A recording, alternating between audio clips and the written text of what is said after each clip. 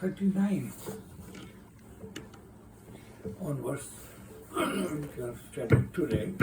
أعوذ بالله من الشيطان الرجيم. بسم الله الرحمن الرحيم. In the name of Allah, the most compassionate, the most merciful. الذين, those يبلغون رسالات الله, who convey the message of Allah.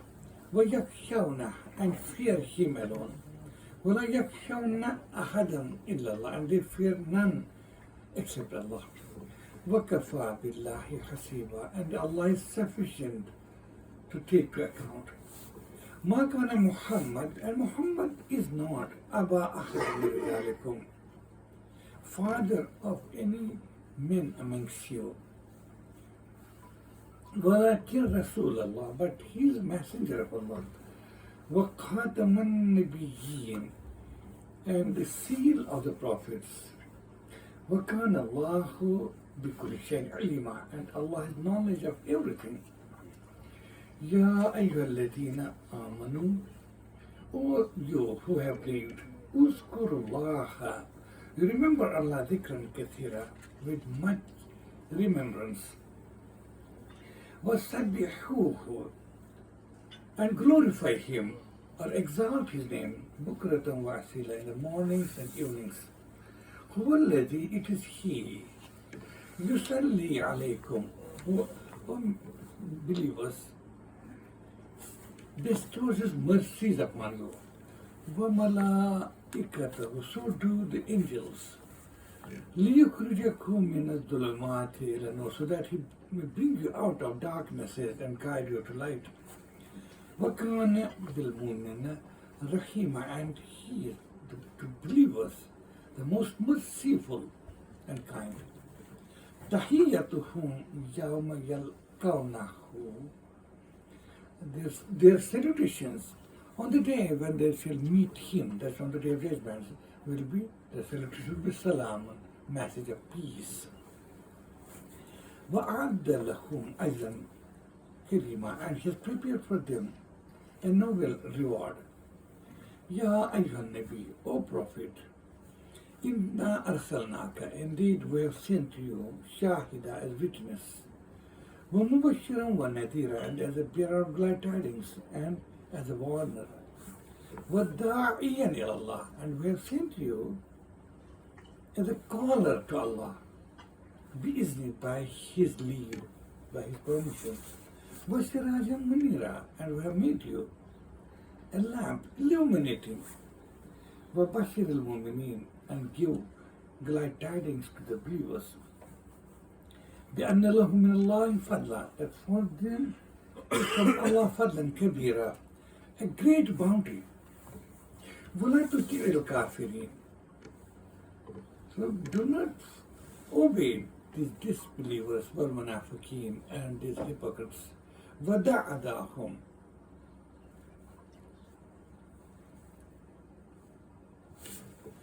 and do not entertain or do not even be sad by their insolence.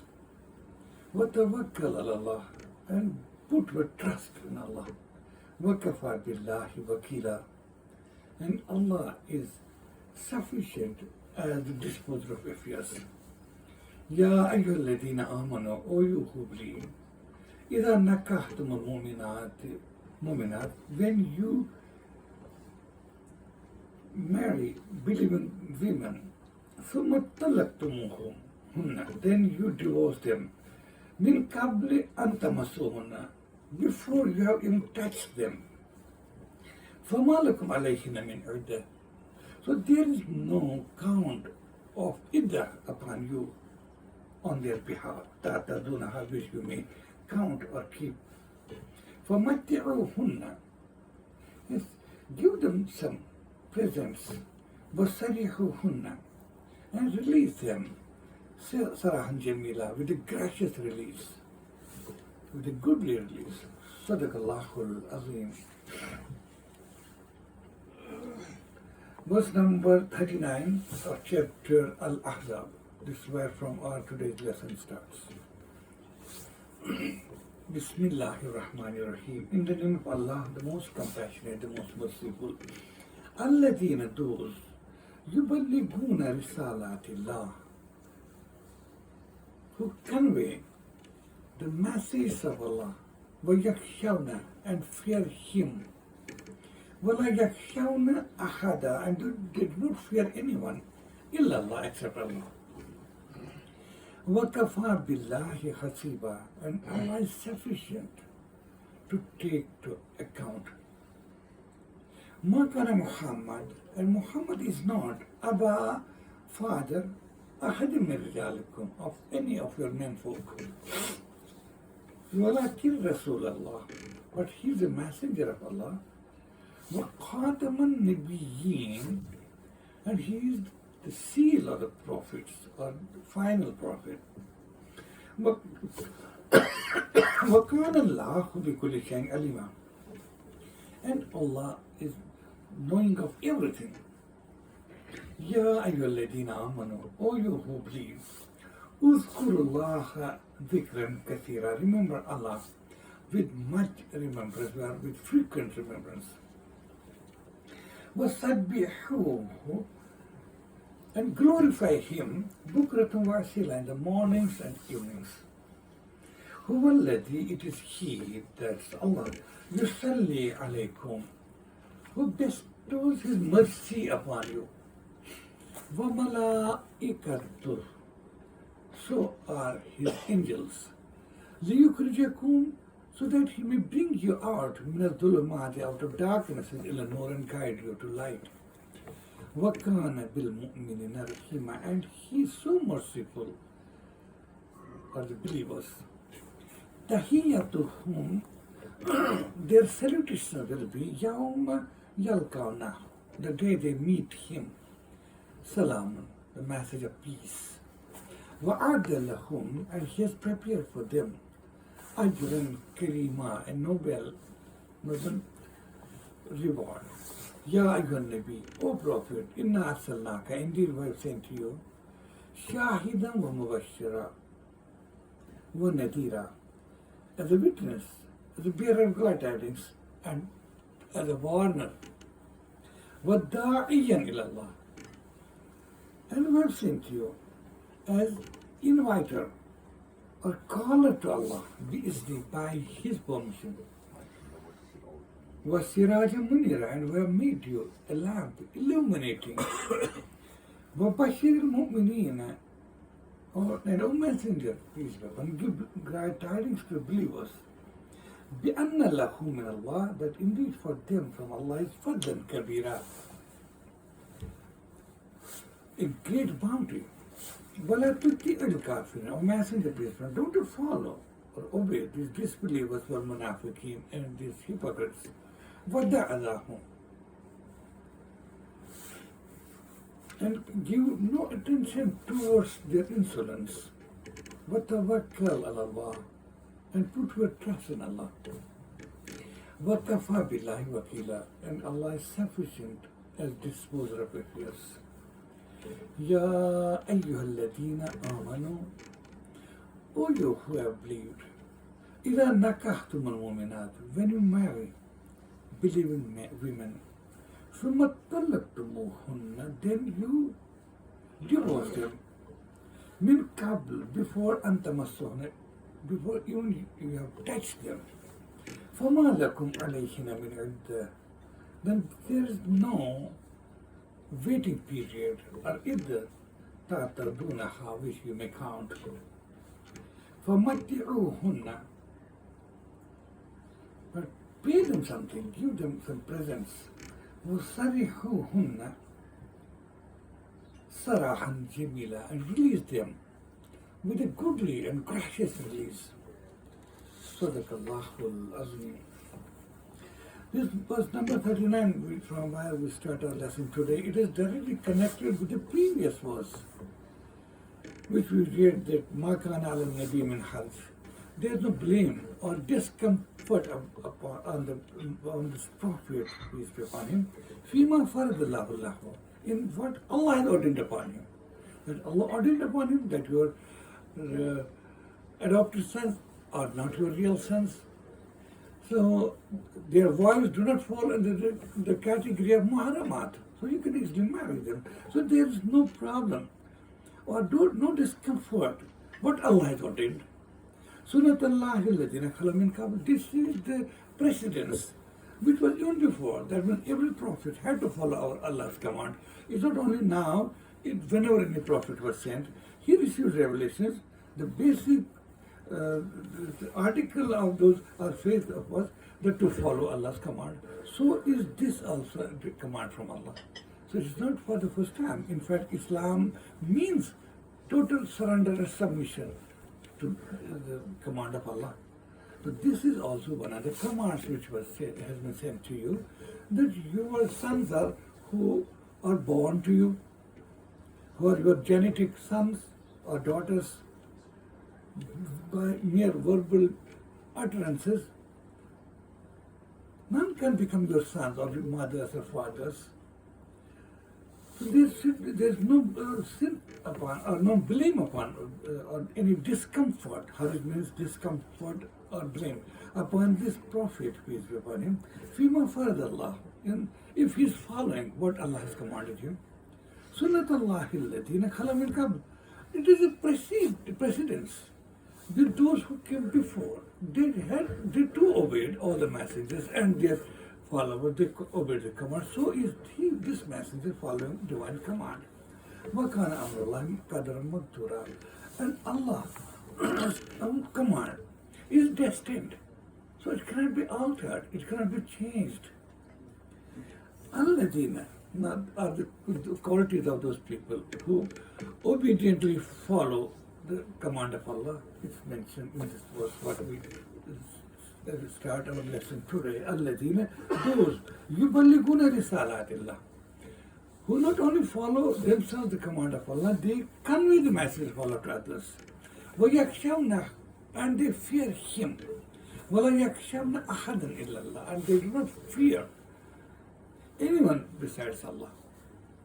وَكَفَى بِاللَّهِ حَسِيبًا, and Allah is sufficient to take to account, and everybody he will take to account, and he is sufficient for that, is enough for that.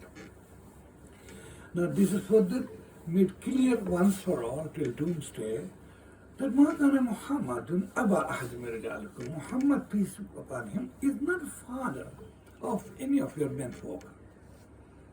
So that's the basic fact which you are not trying to understand. And you are unnecessarily creating trouble for your own selves. You are blaming for the Prophet, peace upon him, God for no fault of his. Because Muhammad, peace upon him, doesn't have a son. Yes, he had two. They passed away, one in Makkah and another in Medina, in infancy. Only daughters were left. So Muhammad, peace upon him, is not father of any of you. So can you say that Muhammad, peace upon him, whether it was from Khadija, Sauda, Aisha, Salma, or any other wife, Prophet, peace upon him, begot a son? Did he have a son? No, he didn't. So do you know it? So yes, if an age-old or centuries-old tradition or custom was going on in Arab, that you could call anybody your son and he would become your son, that's illogical. That's unnatural. Your son is who's born of you, who is from your loins, who's genetically your son, when Muhammad, peace upon him, is not. مَا كَانَ مُحَمَّدٌ أَبَا أَحَدٍ مِنْ رِجَالِكُمْ. You know it well that Muhammad, peace upon him, is not the father of any of your menfolk. If you had only daughters, not the sons. وَلَكِنْ رَسُولَ اللَّهِ, but he is the messenger of Allah. وَخَاتَمَ النَّبِيِّينَ, and seal of the prophets. So in the first part of the verse it is made clear, Zad, how could Zad be a son of Muhammad, peace upon him? But he called him son, but that doesn't entitle Zad to use the parentage of Prophet Muhammad, peace upon him, to inherit and become one of the part of his family, because it's not possible. It's unnatural. This is against the basic norms of humanity. That's the first part.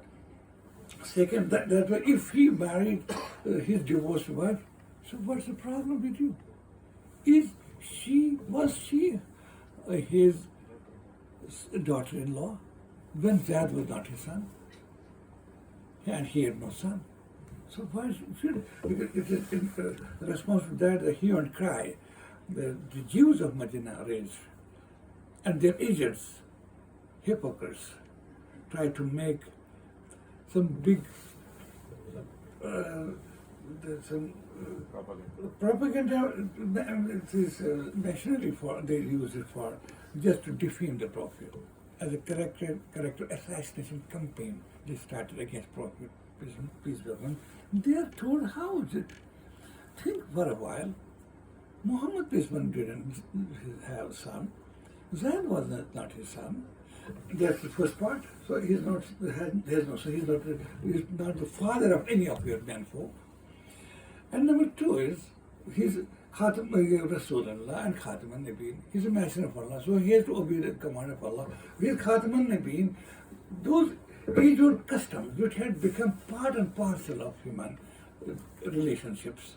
That's this illogical and unnatural way of declaring somebody son or daughter, and he would get the status of son and daughter. It was to be demolished. It was to be shelved one for all. And if Prophet would not have done it himself, if this Allah had not asked Prophet to do it, maybe among Muslims this problem would have remained there. Yes, perhaps adopted sons may become part of the family. So being the last messenger, final prophet, it was to be abolished. And there was the best way was to, because it was such a great custom or bad custom or tradition for centuries in Arabia and elsewhere, that it needed to be abolished. And then not only by law, but by practical demonstration. And it was the best way that Prophet himself was asked to do it. So that there remains no doubt about anything. The second part of the verse was like Rasulullah, but he's a messenger of Allah, wa Khataman Nabiyyin, and the seal of the Prophet, final Prophet. So this was the age-old custom which was to be abolished, because no one other than him could after him abolish it. And this fact became known for whole humankind, for all times to come. That the sons, the people whom you call by your lips or by your tongues your sons cannot be your sons or your daughters, nor your mothers, nor your sisters. Or, of course, out of love, affection, you can't call anybody, but that doesn't entitle him or her to become part of the family. And Allah has knowledge of everything. Since there was a propaganda, systematic propaganda, a concerted moves by Jews in Medina and their moles which they had planted among the Muslim Ummah, that's hypocrites. So some believers used to get affected by that propaganda. And Prophet himself, peace be upon him, was apprehensive. He didn't want to marry Zainab. He hesitated, as we read in the previous verses. Oh, Muhammad, peace be upon him. Remember, when you were saying, when Zaid, and as we talked last time, that when the relationship was not smooth between Zaid and Zainab, and it was on the verge of break or divorce, but Prophet, peace be upon him, made efforts till the end, asking time and again, Zaid, keep your wife, don't divorce her, keep her. And so was he advising Zainab to make reconciliation, show flexibility, maintain this relation. That is okay, that's good for you. But Allah, that relation didn't work. With every passing day, there was gulf. The Zaid and Zainab couldn't live in peace. It was just within 1 year or so, that they have to fall apart. All the reconciliatory efforts made by your Prophet didn't work. So ultimately, Zaid had to divorce his wife. And to abolish this system of adoption, Muhammad peace be upon him was asked to marry Zainab. And that was explained last time. We know that in the light of Qur'an, this was not an ordinary decision. Number one, how many dimensions this had? That Zaid being a slave, firstly through this marriage between Zaid and Zainab, Islam abolished that there is no casteism. And on the other hand, Zainab belonged to the most noble family of Arab. That is the family of Muhammad, Quraysh and Bani Hashim. Even ordinary people would not even imagine such a marriage. A person who was born slave, now freed them, but basically was slave, such people were not considered at par with free people. And Prophet did it. He said, no. You have to, Zainab was, when she was hesitant, as we read last time, she was hesitant, so were her brothers. But Prophet said, no, this command of Allah, you have to do it. And this casteism, division of human beings on the basis of creed, color, and geographical locations, it used to be abolished, and finally this happened. And number two, when Zaid divorced her, it was a great blot on the forehead of Zainab. Now she was not an ordinary woman. She was the divorced woman of a slave. Who would marry her? Think about today's circumstances. A woman belonging to a very low caste, though Islam doesn't believe in low caste, any casteism. So is anyone amongst us ready to marry her? Belonging to high family status, whether financially or from social status, not possible. How? Imagine what was the condition, social system of 1400 years back. But Zainab had no option but to remain hanging for all her life, because there was a broad. If any relation would come, the first hurdle was, who's Zainab? She's a woman who was married to a slave, and she's now the divorced wife of a slave. Would anybody come forward? So this was another time that Prophet was asked, the noblest of the noble, best of the best, belonging to the best family, and being the messenger of Allah. This was the greatest honor for Zainab, and a blueprint for all times to come. A Muslim should never think that way. The Prophet married a divorced wife of a slave. So this was another dimension. So what should they do? But these people, they made a propaganda missionary character assassination campaign. So in these conditions, Muslims are advised,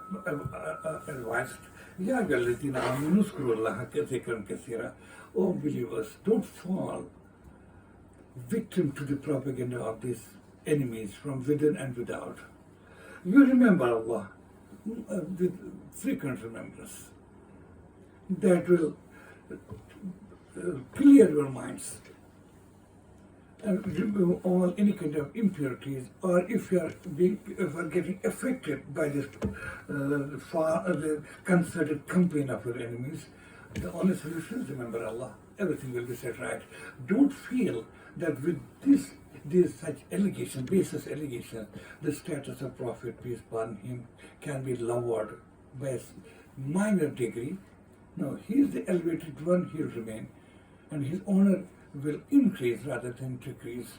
Just to preserve your faith and keep yourself away from satanic impulses through these agents of Satan, hypocrites. You remember Allah, everything will be okay. And that did happen.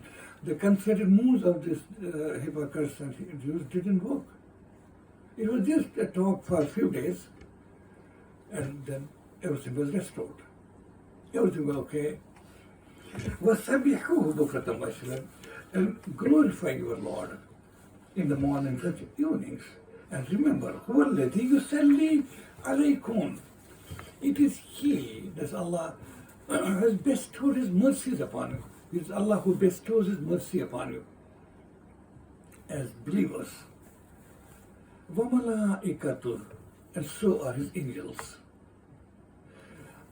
So remember, mercy from Allah means His bestows mercy.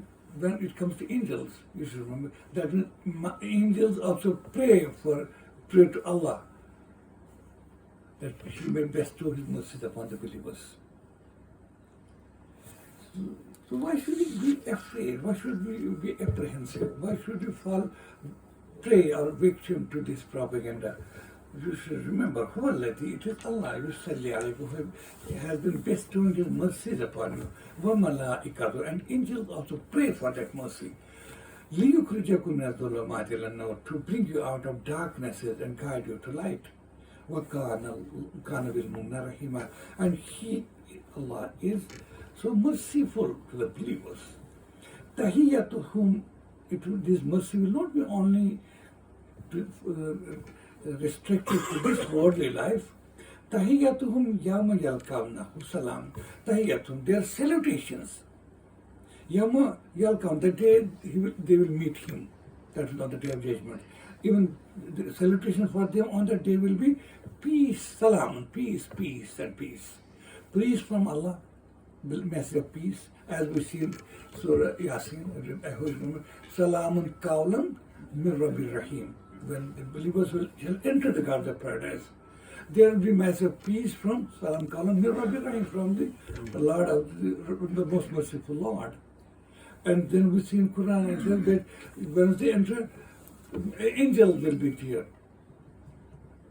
to welcome them. And angels will be praying for peace for those. And not only that, the third, in Qur'an it is made clear that once the pious and righteous people will be in the gardens of paradise, their mutual talks will be peace and peace. Assalamu alaikum, assalamu alaikum. They will be only conveying message of peace to each other. Peace from Allah, message of peace from angels, and mutual peace from between believers. وَأَعْدَ لَهُمْ أَجْرًا عَظِيمًا, He has prepared for them a noble reward. This message or advice to the Prophet also in such trying circumstances. Don't you worry, need not to worry. Let them do what they are doing. Don't pay any attention to their false propaganda. Ya ayyuhan nabi, O Prophet, inna arsalnaka, indeed we have sent to you shahida, as a witness. That as a witness you are, yes.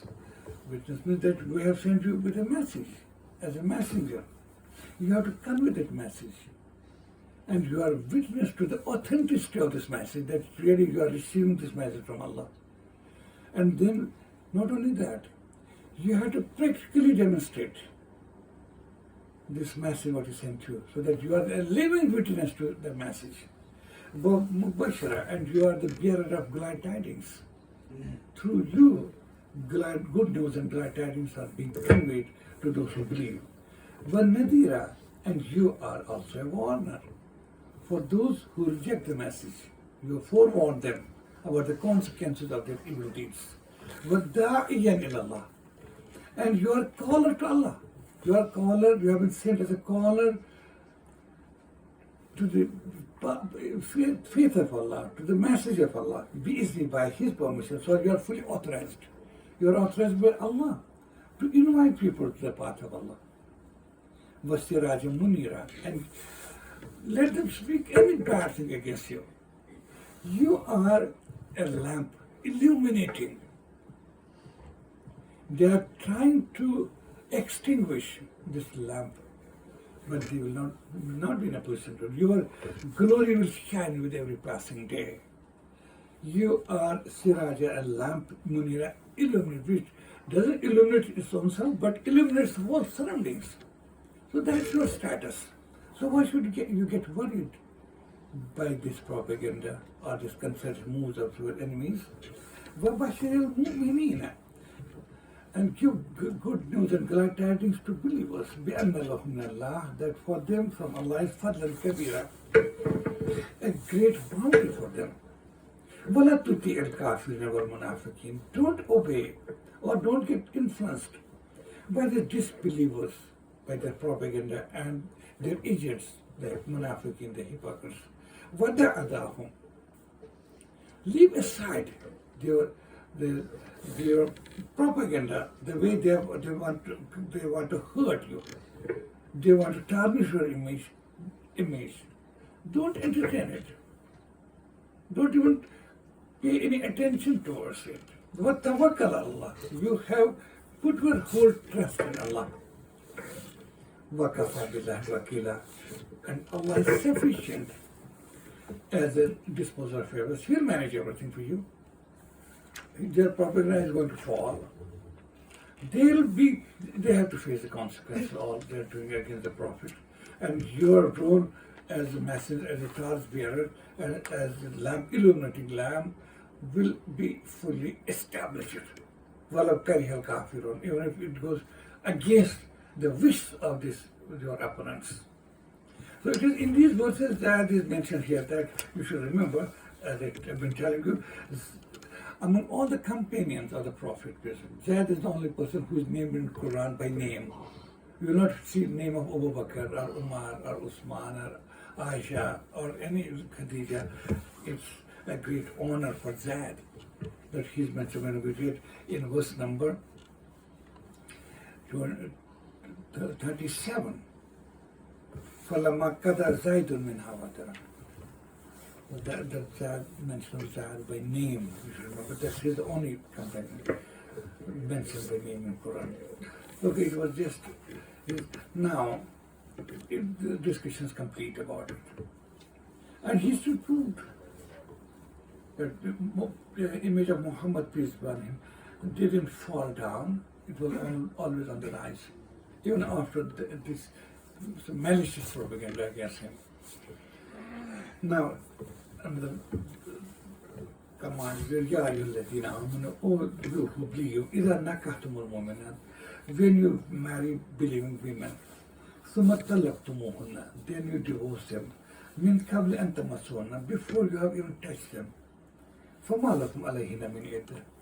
So there is no waiting period on your behalf upon them, ta'tadunaha, which you may count. So when man and woman are bound by the marriage pact, that's nikah. But it's only nikah, not actual marriage. That the bride has not gone to the house of the groom, so they have not lived together. They have not had intimate relationships, no sex relation they had. It's only a document made with mutual consent that a man and a woman is going to be married. Here nikah is explained like this because it is summa talaqtumuhunna min qabli an tamassuhunna. If you divorce them before that does happen in our society. It can happen anytime. We read in Quran, Al-Baqarah, verse number 227. وَلِلْمُطَلَّقَاتِ وَالْمُطَلَّقَاتُ يَتَرَبَّصْنَ بِأَنفُسِهِنَّ ثَلَاثَةَ قُرُوءٍ. Divorced women, for them is a waiting period of 3 months. If a married woman is divorced, she has to wait for 3 months. She cannot marry another person. Just for 3 months is the minimum period to establish pregnancy. If a woman is not pregnant, marriage gets automatically dissolved. Now she is free to marry anyone. But if pregnancy is established during these 3 months that she is pregnant, then in that period or waiting period extends after the delivery of the baby. So that is the law. But here, if some man and woman are held in the bond of nikah, tied together, but they have not met each other, they have not lived together, they have not slept together.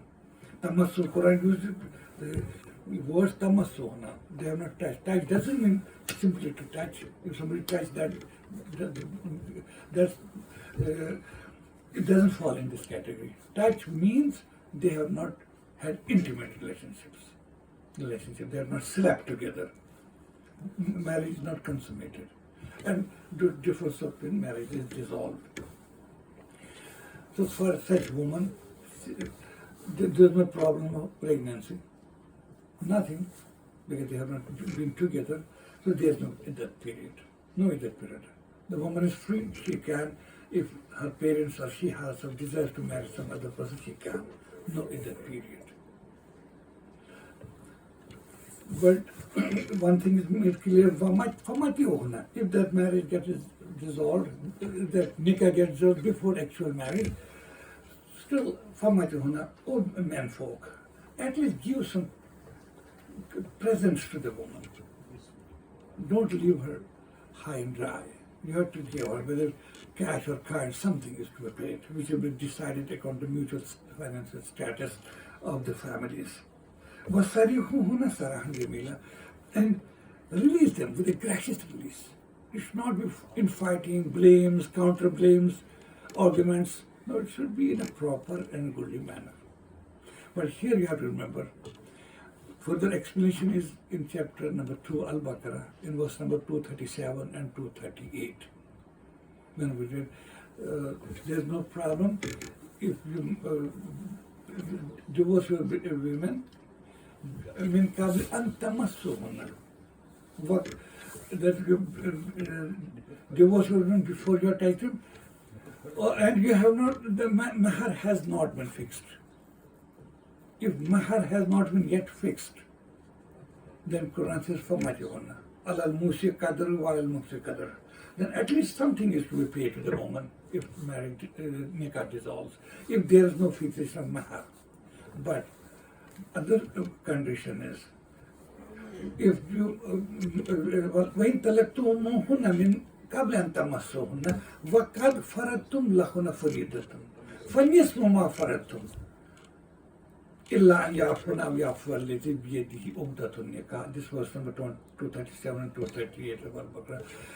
If nikah has been recorded, written with mutual consent, through proper procedure, and mahar has been also fixed, and divorce takes place before they meet, before the actual marriage, then وَقَدْ فَرَضْتُمْ فَنِصْفُ مَا فَرَضْتُمْ.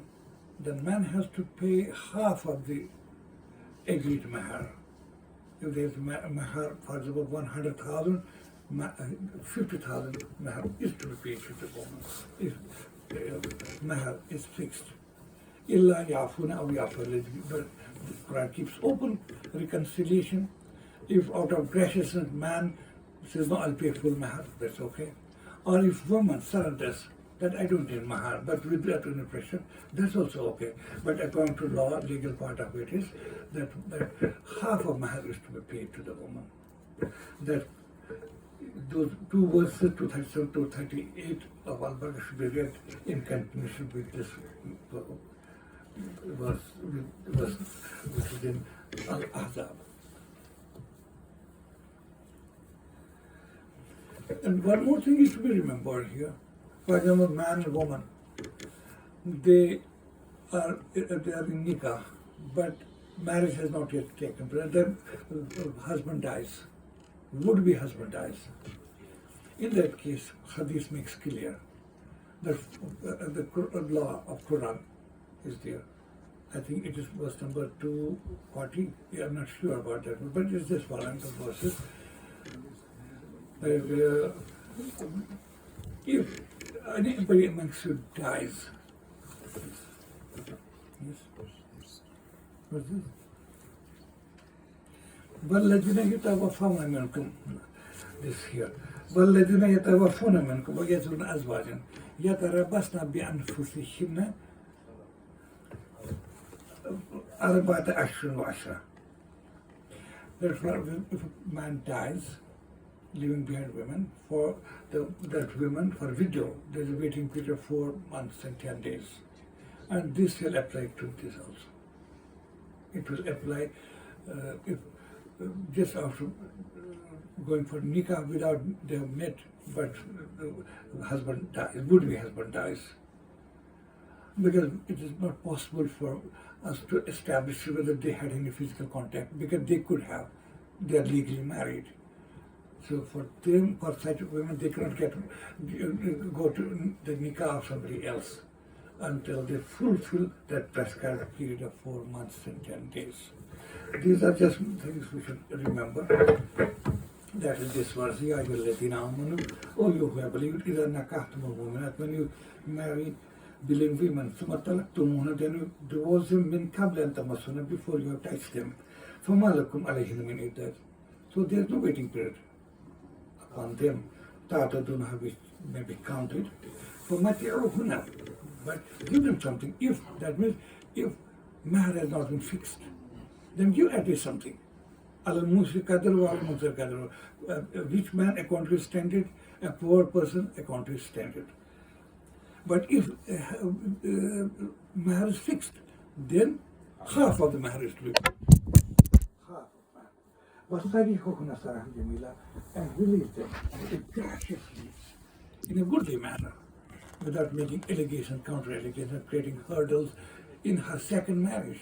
Which she will go for, or if she would like to go for nikah, second, don't create problems for her. Sadaqallahu al-Azim, wa sadaqa Rasuluhu al-Nabiyyi al-Kareem, walhamdulillahi rabbil alamin.